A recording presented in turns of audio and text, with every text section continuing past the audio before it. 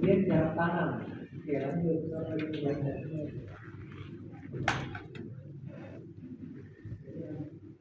Di belakang mungkin.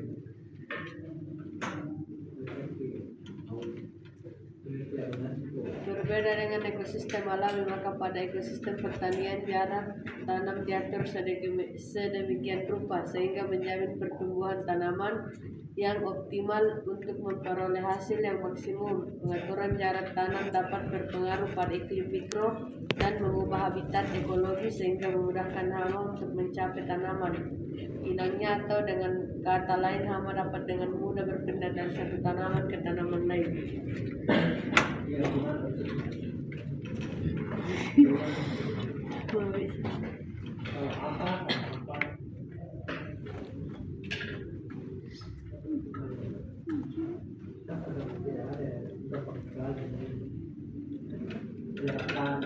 Jarak tanam tanaman yang lebih rapat sama tanaman yang lebih rendah. Itu perbandingannya. Kalau yang lebih rapat, penyebaran hamanya bisa lebih mudah karena yang dekat semua itu inangnya dibandingkan misalnya ada jarak 10 meter, ya pasti yang lebih jauh dijangkau.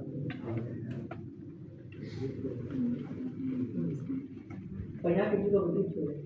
Jadi ada penelitian yang masalah jarak tanam yang dekat sama jarak tanam yang agak jauh, perkembangan penyakitnya itu lebih bagus pada jarak tanam yang dekat karena membentuk iklim mikro yang lebih lembab. Bukan kalau yang dekat-dekat ini pasti lebih lembab, pasti di bawahnya toh iklim mikro. Akhirnya apa? Jamur, cendawan, bakteri gampang tumbuh dibandingkan jarak tanam yang agak lebar-lebar yang sering-sering kena matahari. Akhirnya suhunya meningkat, terus perkembangan penyakitnya juga lebih rendah. Itu kalau kita bicara penyakit. Kalau hama kaitannya dengan berpindah-pindah.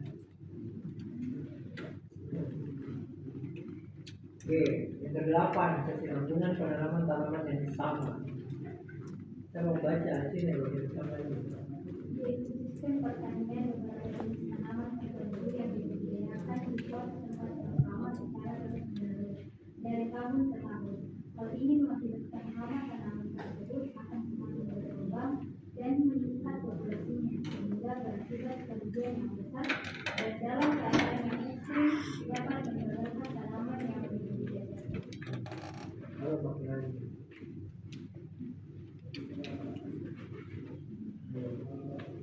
Bagaimana ini maksudnya? Kalau dia ditanam tanaman yang sama, justru menimbulkan hama.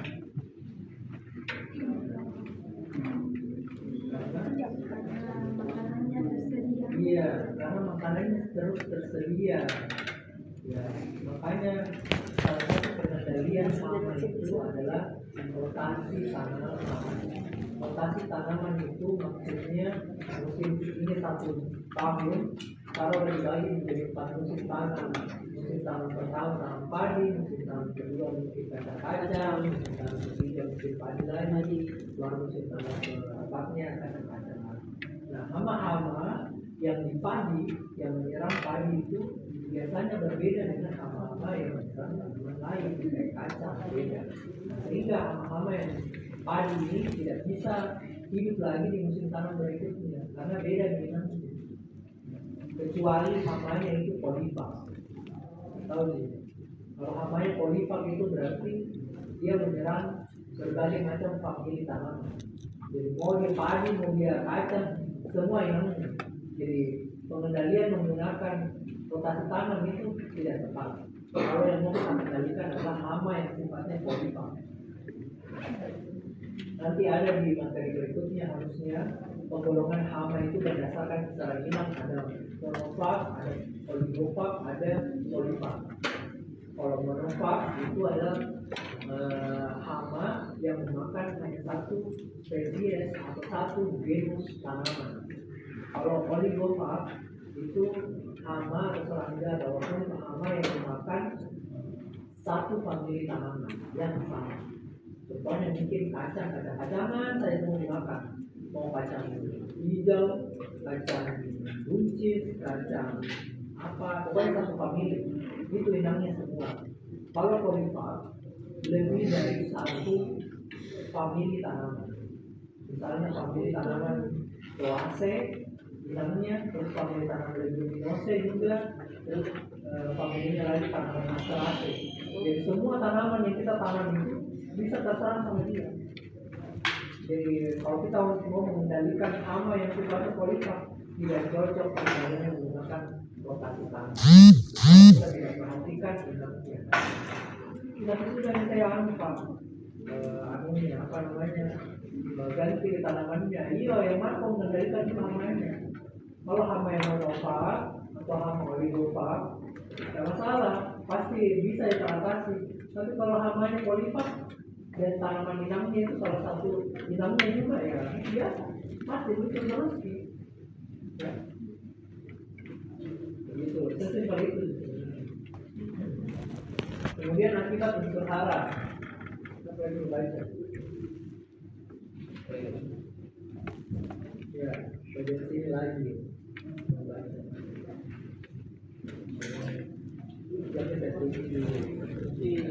Akibat unsur hara.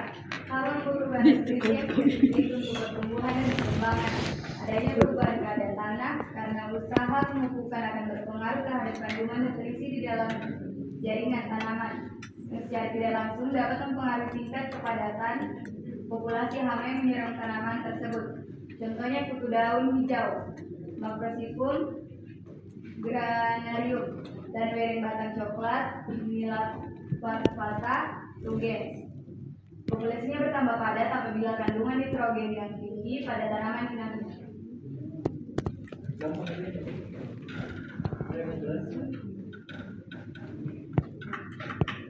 Akibat unsur hara. Ya, lebih benar itu menjelaskan. Karena satu Kalau dia dipupuk, karena dia pupuk tapi justru jadi banyak kan. Ya, dilakukan pemupukan apakah sesuai dosis atau mempertimbangkan hamanya itu sukanya tanaman bagaimana? Apakah yang tanamannya empuk? Nah, di sini contohnya kandungan nitrogen yang tinggi. Ya, kalau kita bahasakan begitu, artinya apa? Dia memupuk itu terlalu banyak.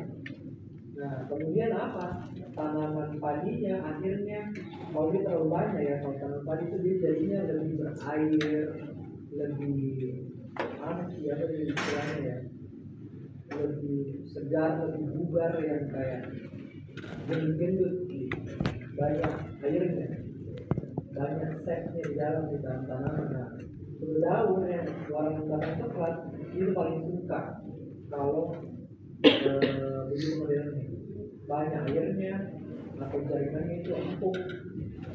Nah, akhirnya populasinya juga lebih banyak pada tanaman yang dikasih N lebih tinggi daripada yang lain.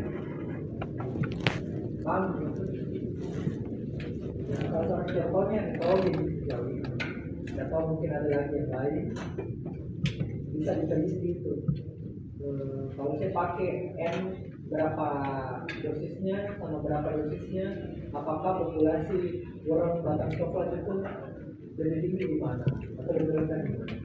Jangan sampai begini, jangan sampai kita memupuk sebenarnya hasilnya sama aja, hasil panennya sama aja. Ini kalau tidak ada hamanya ya, hasil panennya antara misalnya saya pupuk 10 ton per hektar dibandingkan dengan 5 ton per hektar, hasil panennya sama-sama 10 ton juga, 10 ton sama-sama yang dipupuk 10 ton per hektar sama 5 ton per hektar, hasil panennya sama-sama 10 ton per hektar. Nah, yang mana lebih bagus dong kita pakai? Yang 5 ton per hektar lah. Ya, ngapain kita kasih 10 ton, toh hasil panennya juga sama. Kemudian kalau kita kasih tinggi sampelnya empuk, ternyata justru membuat orang batang coklat jadi merajalela di situ, populasinya jadi banyak. Akhirnya apa? ya hasil panennya bisa turun justru, bukannya sama tapi justru turun, ya. Gitu. Jadi pemupukan itu juga harus sesuai dengan dosis anjuran. Dan kalau kita rasa dosis anjurannya itu bisa menyebabkan suatu ilmunya hama, ya bisa dikurangi. Asal panennya juga tidak mempengaruhi di hasil panen. Itu tidak mempengaruhi, tidak berubah secara ekonomi. Jadi timbang-timbang mami yang mana saya menurunkan pupuknya dengan konsekuensi hamanya juga makin turun, atau saya naikkan pupuknya tapi juga konsekuensinya saya harus kendalikan hamanya pakai pestisida lebih banyak. Pikirnya yang mana secara ekonomi menguntungkan. Kemudian yang ke-10, masa tanam yang sesuai dengan perkembangan hama.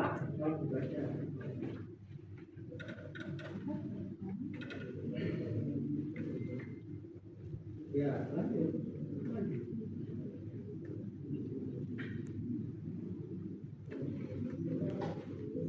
Masa tanam yang sesuai dengan perkembangan hama. Seringkali tanaman dapat terhindari serangan dari hama karena masa tanamnya tidak sesuai dengan perkembangan populasi hama di lapangan. Dengan kata lain, fenologi antara hama tanaman dan tanaman inangnya tidak sesuai.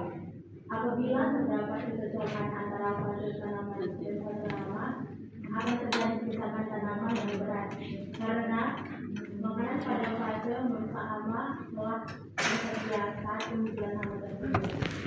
Contohnya hama walang sangit atau Leptospira ausuta menyerang tanaman padi saat memasuki fase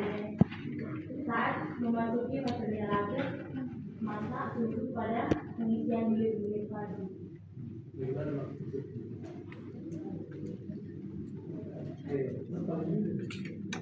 Masa tanamnya, fase tanamannya itu berbeda dengan kemunculan tanamannya.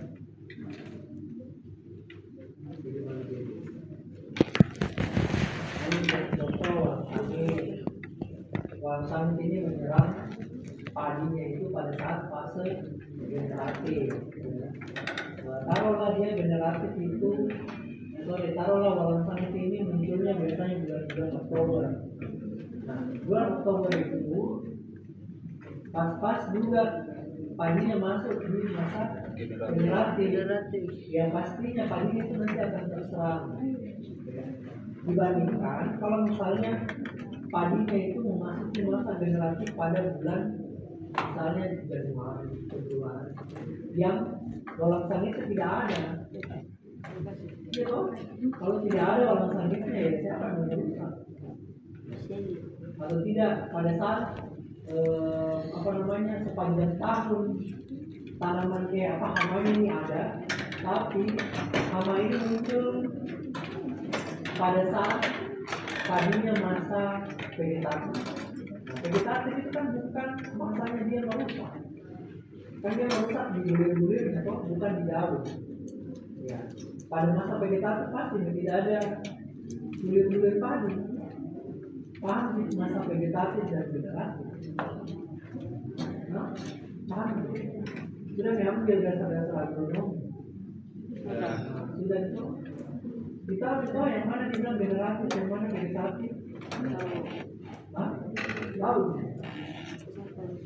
Vegetatif itu ya masa pertumbuhan yang belum ada bunganya, belum ada bijinya. Yang paling pertama muncul itu bunganya sebelum ada biji. Jadi kalau tanaman mungkin kalian sudah tahu ini ada mata kuliahnya kan, fisiologi tanaman. Ada? Belum. Berarti ada. Belum kan berarti ada. Nah, kalau tanaman itu mau menghasilkan biji sama buah, ya pastinya dia perlu tumbuhnya. Oh iya, banyak dikasih. Misalnya kawin baru ini mengisi biji, mengisi buah. Jadi bukan buahnya dulu muncul, baru buahnya kembali. Bunganya paling terus. Kalau masuk masuk masa generatif. generatif. Jadi ketidakcocokan antara munculnya hama dengan inang itu bisa tidak muncul hama. Tapi kalau cocok di masa bulannya atau waktunya, ya tidak bisa diterentang. Akhirnya wasan ini yang terlihat. Jadi kalau wasan muncul di fase vegetatif, dia dibilang hama. Tidak, karena dia tidak menyerang di fase vegetatif. Oke, yang sebelah hubungan antara tanaman dan hama. Penting berubah. Hubungan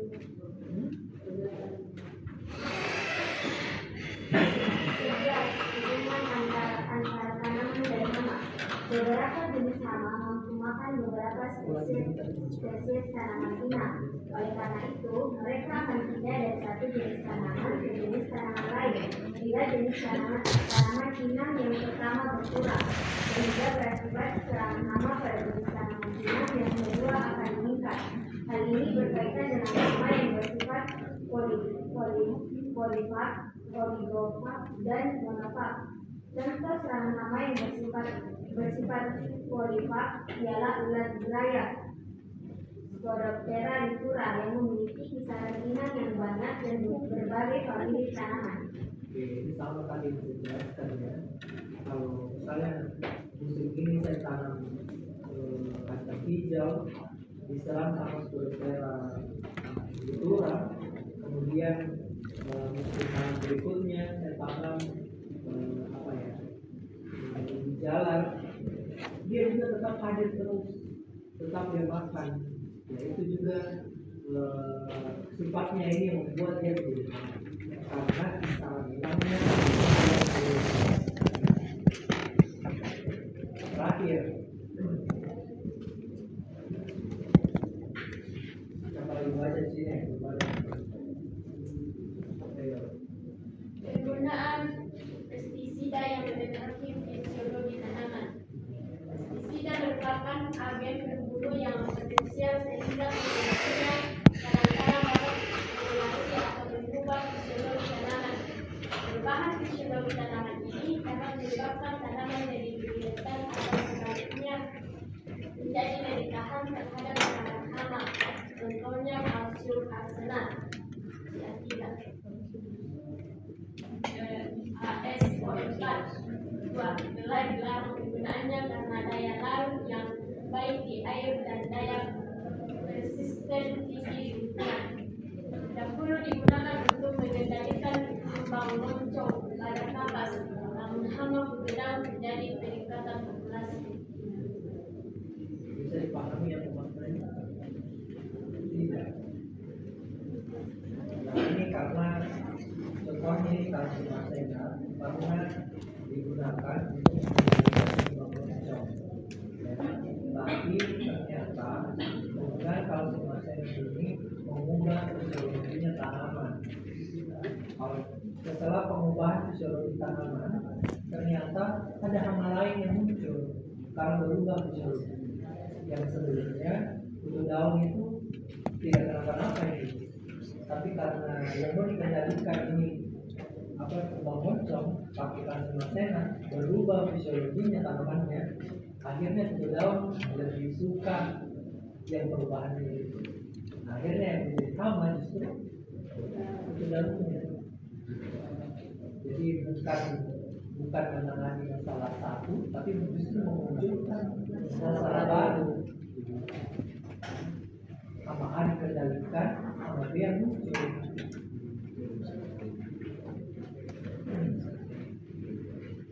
Kemudian ada konsep ambang ekonomi. Konsep ambang ekonomi ini ada 3 garis ya, atau 3 tingkatan di dalam konsep ini.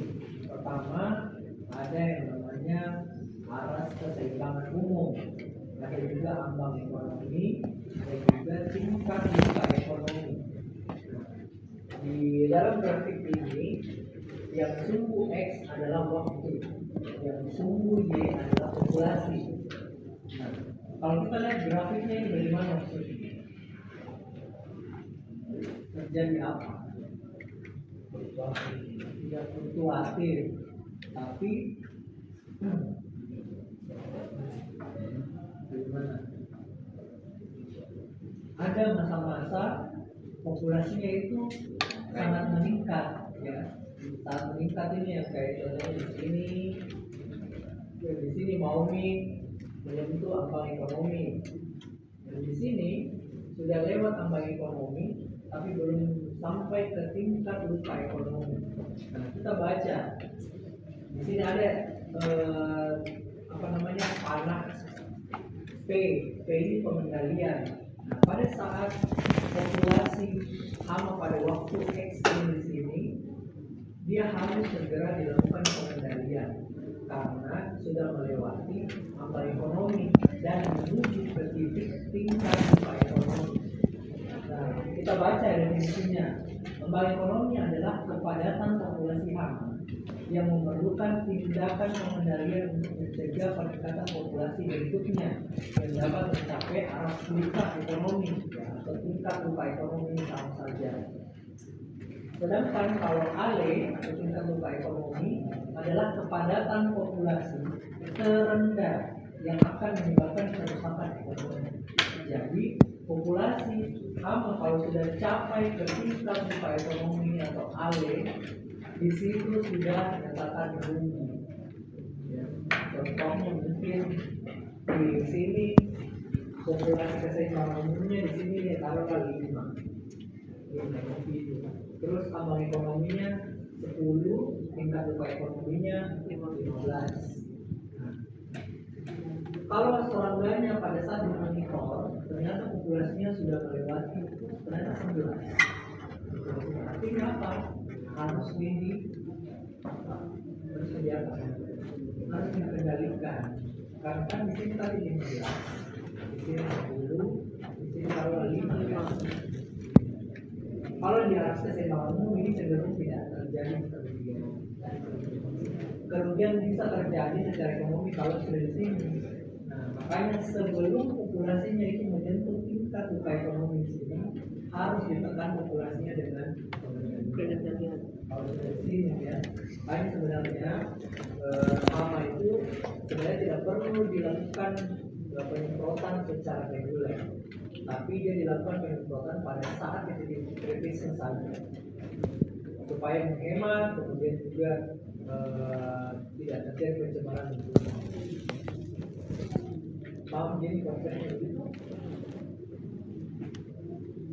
Taruh ini populasi ya, jumlah ini 5, 10 atau mungkin 15 di sini, baru dilihat populasinya naik turun begini. Nah, kalau dia sampai di sini ternyata turun lagi, berarti tidak perlu dilakukan pengendalian karena belum mencapai tingkat ekonomi. Kalau dia belum melewati juga dengan ekonomi ya. Kemudian pokoknya kalau dia sudah melewati yang ekonomi belum mencapai ALE, ya hati-hati nih, harus segera dilakukan. Kalau keseimbangan umum itu kepada populasi rata-rata. Kenapa tidak dituliskan di sini berapa populasinya? Karena setiap spesies tanaman, setiap musim, setiap spesies serangga atau hama itu beda-beda populasinya. Tadi saya contohkan ada yang 1 sudah dianggap sebagai kerusakan ekonomi, ada yang harus di 10, ada yang harus di 100, jadi baru bisa dikatakan merusak secara merugikan secara ekonomi. Jadi grafiknya grafiknya polanya itu yang seperti ini. Paham di sini? Ada yang belum paham? Paham ini? Ketemu dengan kalau ini ada keluar.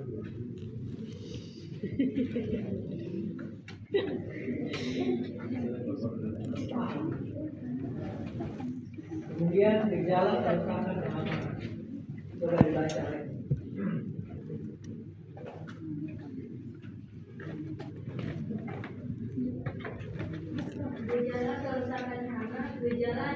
segala bentuk kerusakan yang terjadi pada tanaman budidaya akibat serangan hama. Oke, kalau yang kedua,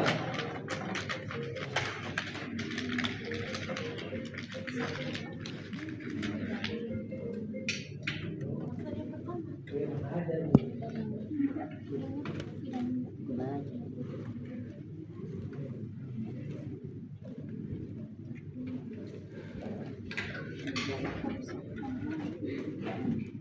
Lanjut, lagi nih. Tanda. Tanda adalah bagian dari tubuh hama yang dikeluarkan atau didorong sebagai penanda keberadaannya. Contohnya kotoran, gurek-gurekan, jari-jari, kulit hama, bagian tubuh yang tersisa, yang agresif, dan sebagainya. Jadi apa bedanya tanda sama gejala? Jadi apa bedanya? Ini sama ini. Kalau gejala langsung kelihatan di fisiknya Pak. Kenapa? Kalau gejala langsung kelihatan di fisiknya pada tanaman Pak. Sedangkan kalau yang tadi yang tanda bukan ke fisiknya tanaman hanya sisa-sisa dari hanya sisa-sisa dari hamanya saja seperti kotorannya. Iya. Betul ya. Jadi kalau gejala itu pasti kerusakannya pada tanaman. Ya. Tidak ada, kalau ada kotoran, ada jaring-jaring, itu bukan gejala, tapi tanda. Ya. Tanda keberadaan yang sama di kalian. Apa tandanya? Kehadirannya tadi. Misalnya tanda kehadirannya. Kalau di hutan, tanda di hutan. Apa? Jejak kaki. Terus apa lagi? Fotonya di atas Sampah selama. ditinggalkan. Ya, yang tadi. Terus mungkin ada yang apa lagi? Kalau di kelas tidak ada orangnya, terus tapi ternyata ada baunya. Berarti apa? Sakai. Harus lewat. Harus ada dari sini. Ya entah apa prosesnya, apakah. Jadi sekali lagi tanda keberadaan itu adalah sesuatu yang ditinggalkan oleh hama itu. Kalau rusak daunnya, rusak yang banyak itu masuk ke gejala.